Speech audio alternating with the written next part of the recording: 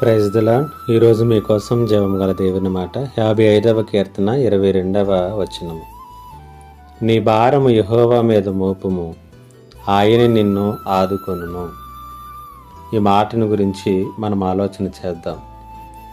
విశ్వాసులమైనటువంటి మన జీవితాలలో ఎన్నో భారాలు మనం భరిస్తూ ఉంటాం.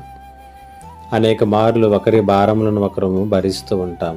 అయితే ఇక్కడ కీర్తనాకారుడైనటువంటి దావీదు చెబుతున్నది ఇతరుల యొక్క భారములను గురించి కాదు, కానీ మనలో ప్రతి ఒక్కరము కూడా ప్రభు మనపై మోపే ఏదో ఒక భారాన్ని ఎల్లప్పుడూ కూడా భరిస్తూ ఉంటామనేటువంటి సత్యాన్ని మనకు తెలియచేస్తూ ఉన్నాడు.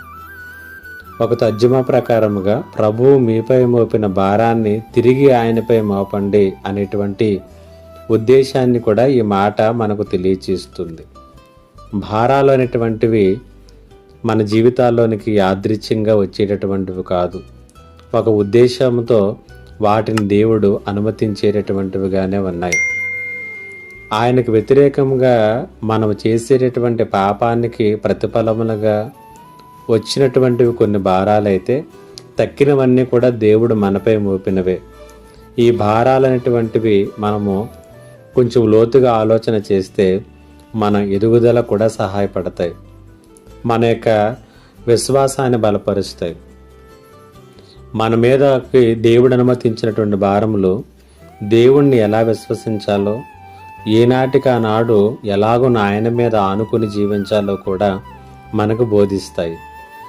అంత మాత్రమే కాదు, పరిశుద్ధ గ్రంథము ఇంకొక వాగ్దానాన్ని కూడా మనకు తెలియచేస్తుంది. మన భారాలు ప్రభువుపై మోపవచ్చును కూడా.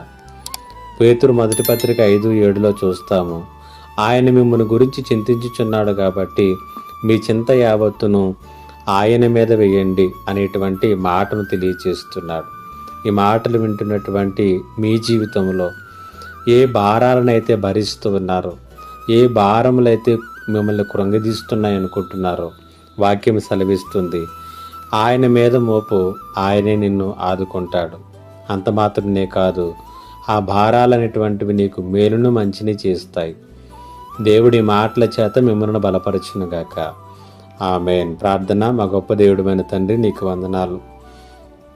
ఈ మాటల చేత ప్రతి ఒక్కరిని కూడా బలపరచమని యేసు నామములో అడిగి వేడుకొనుచున్నాను తండ్రి. ఆమేన్.